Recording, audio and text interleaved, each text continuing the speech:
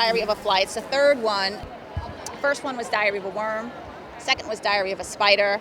And then the last one was Fly.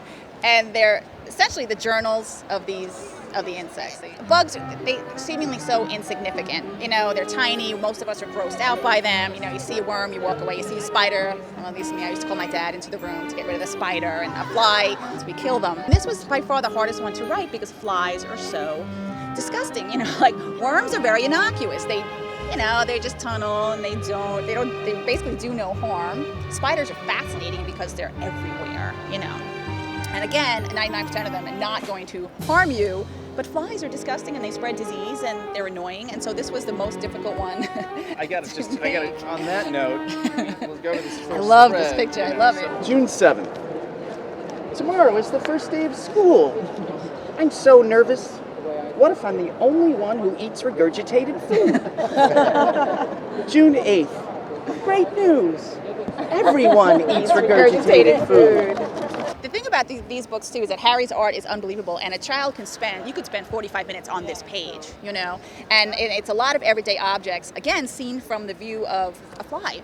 And this page too, we argued about with our editor, because she's like, I just don't think parents are going to want to open a book about vomiting. About vomiting. And like, if that's the first thing they see, they're not going to want it. And I'm like, and we fought on that one. We were did. like, you have to keep it.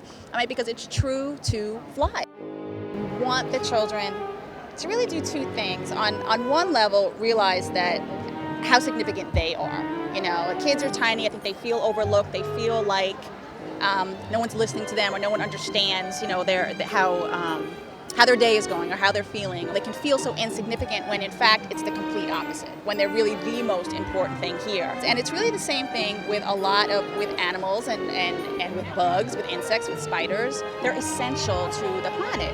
We wouldn't be here but for them. I mean, if you literally wiped out, if we all did catch every fly or every spider, eventually we wouldn't be here either.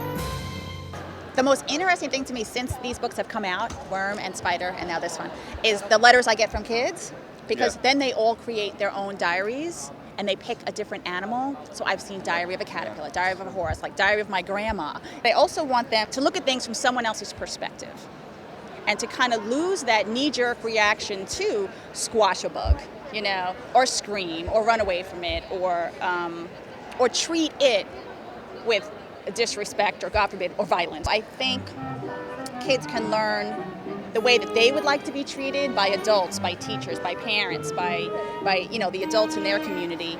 They then become the keepers of an even smaller community. They can become the keepers of the worms and the spiders and the flies and treat them with respect and deference.